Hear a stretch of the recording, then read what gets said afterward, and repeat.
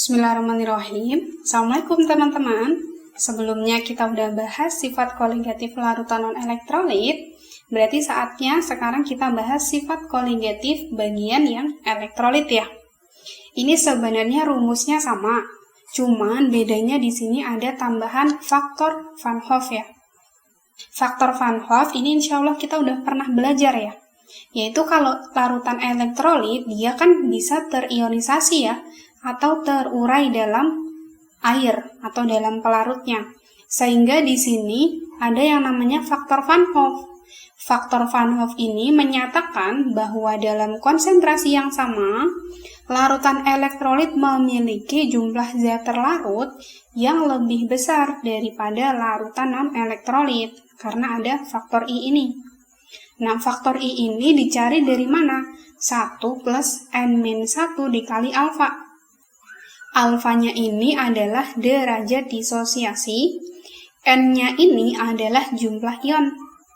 Jumlah ion nyarinya gimana sih? Di pembahasan awal, di bagian dasar dari sifat koligatif, kakak udah jelasin tuh, cara ngitung jumlah ionnya gimana. Jadi kakak ajarin cara ringkasnya aja ya. Di sini misal ada CaOH 2 kali, jumlah ionnya berapa? Berarti kita tinggal lihat, Ca ini ada 1 di sini, OH-nya di sini ada 2. Nah, berarti 1 ditambah 2. Nah, berarti ini jumlah ionnya ada 3 gitu ya. Derajat disosiasi ini berbeda-beda antara elektrolit kuat dan elektrolit lemah ya. Kalau non-elektrolit dia kan tidak terurai. Kalau elektrolit kuat, dia artinya terionisasi sempurna. Jadi alfanya 100%. Sehingga I-nya itu akan sama dengan jumlah ionnya. Jadi kalau di dalam soal dia tidak diketahui alfanya terurai berapa persen, berarti dia terurai sempurna. Sehingga I cukup kita cari jumlah ionnya aja sama dengan N. Kalau dia elektrolit lemah, yang artinya ada derajat disosiasi, di soal misalnya diketahui biasanya derajat disosiasi atau terurainya itu berapa persen. Nah, berarti itu adalah alfa. Alfa ini lebih besar dari 0, lebih kecil dari 100%. Yang artinya zat tersebut terionisasi sebagian ya. Sehingga I-nya harus dihitung menggunakan rumus ini. I sama dengan 1 plus N-1 dikali alfa. Untuk rumusnya, ini kan gak ada perbedaan, cuman perbedaannya di I-nya. Sekarang kita lihat, I ini letaknya di mana aja sih? Yang pertama, kita masih membahas seputar penurunan tekanan uap jenuh larutan atau delta P. Sebelumnya, delta P untuk non-elektrolit itu kan sama dengan XT dikali P0. Nah, kalau dia elektrolit, kan di sini terlarutnya punya I ya. I itu untuk terlarut. Nah, berarti XT ini kan ada fraksi terlarut maupun pelarutnya nih. Di rumusnya berarti kita bongkar dulu nih. XT itu sama dengan NT per NT plus NP. NT-nya inilah yang harus kita kalikan dengan I. Kalau dia elektrolit. Yang kedua, tekanan uap larutan berarti sama. Kan P itu sama dengan XP dikali P0. Ini untuk non-elektrolit. Kalau dia elektrolit, berarti XP-nya ini kita bongkar. Berarti XP itu kan NP per NP plus NT. Nah, yang ada T, yang ada terlarutnya berarti kita dikalikan dengan faktor I. Atau bisa pakai ini sama, P sama dengan P0 min delta P. Yang kedua itu kenaikan titik didih atau delta TB. Itu tinggal kita kalikan dengan I. Kalau ini kan kemarin non-elektrolit. Delta TB sama dengan KB dikali M. Berarti kita cukup langsung dikalikan dengan I. Yang ketiga, penurunan titik beku berarti sama aja nih. Kita kalikan langsung dengan I. Karena kan terlarutnya di sini di atas ya. Berarti bisa langsung dikali I. Yang keempat, tekanan osmosis Pi juga sama. nRT dikalikan dengan I. Insya Allah nggak ada kesulitan ya kalau untuk memahami ini. Kita masuk ke contoh soal. Ke dalam 500 gram air, berarti ini pelarut, dilarutkan 7,45 gram KCl. Terlarut. Berarti dia elektrolit. Kenapa bisa? Karena K ini golongan 1A. Nah, kemarin kan udah dibahas ya, golongan 1 sampai 8 itu asam basa.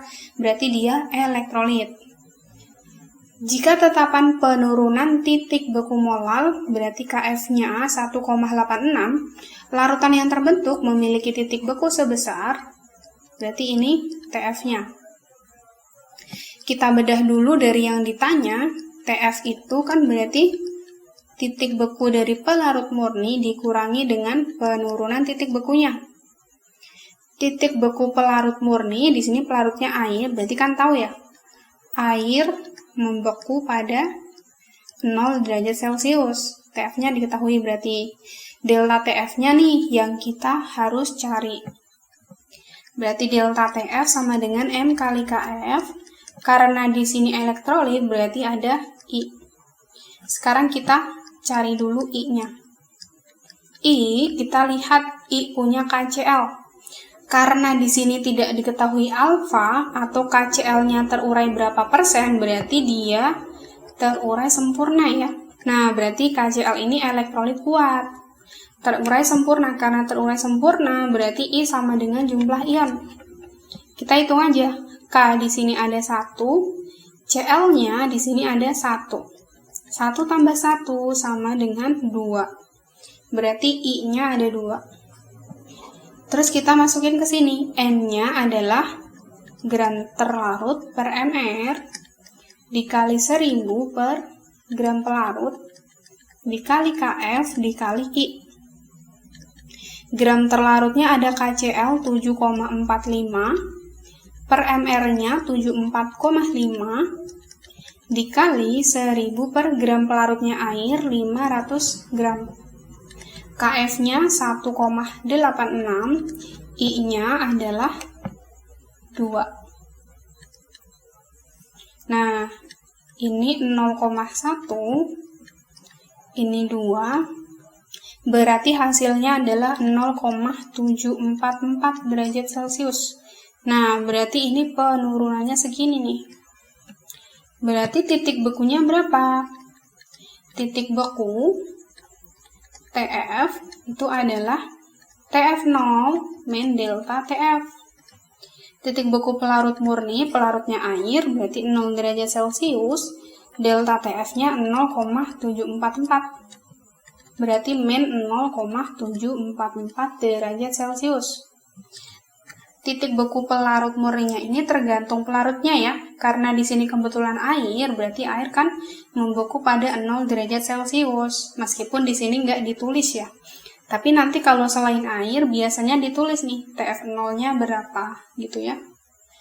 Nah, ini ada keadaan kedua, namanya itu keadaan isotonis. Isotonis itu adalah keadaan di mana terdapat dua larutan yang memiliki tekanan osmosis yang sama. Berarti kalau ada kondisi isotonis, itu artinya Pi1 sama dengan Pi2 ya. Kita langsung ke contohnya. Misalnya di sini ada X gram KCl. Nah, di sini ada KCl X gram dilarutkan dalam air hingga volume 200 ml. Larutan yang terbentuk pada suhu yang sama, ternyata dia isotonis. Nah, berarti di sini isotonis dengan 400 ml larutan yang mengandung 59,2 gram CaOH 2 kali. Nah, berarti isotonis dengan CaOH 2 kali. 59,2 gram, volumenya 400 ml. Yang ditanya, nilai X-nya ini berapa ketika dia isotonis gitu ya. Sekarang kita pakai aja clue-nya. Isotonis artinya adalah Pi dari KCl itu sama dengan Pi dari CaOH 2 kali. Nah, langsung kita bedah. Pi itu adalah MRT. Apakah KCl elektrolit? Iya, elektrolit ya. Karena K ini adalah golongan 1, berarti dia elektrolit.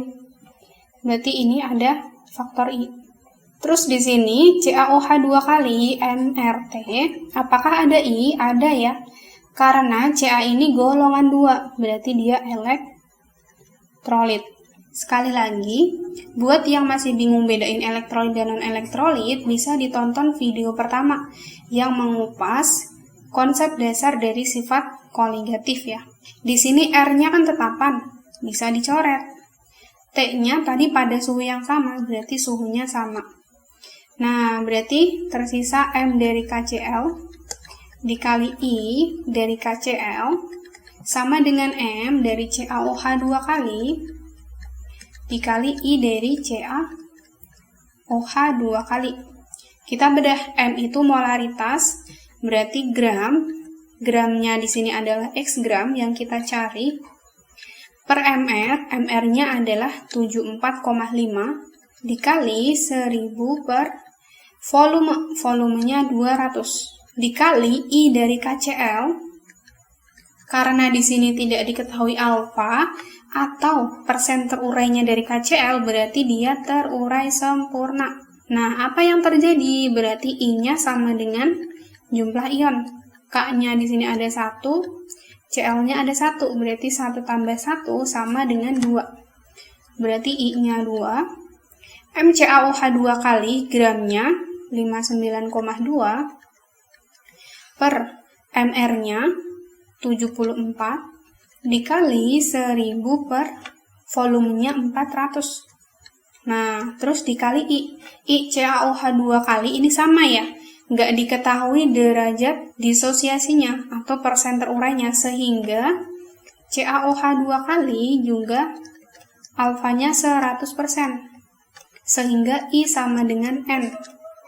Ca-nya ada 1, OH-nya di sini ada 2. Berarti 1 tambah 2 sama dengan 3 ya. Berarti I-nya 3. Nah, tinggal operasi matematika nih. Ini 5. 5 kali 2, 10. Ini 2,5. Berarti X hasilnya adalah 44,7 gram. Ini masalah operasi matematika aja ya. Insya Allah kalian udah jago.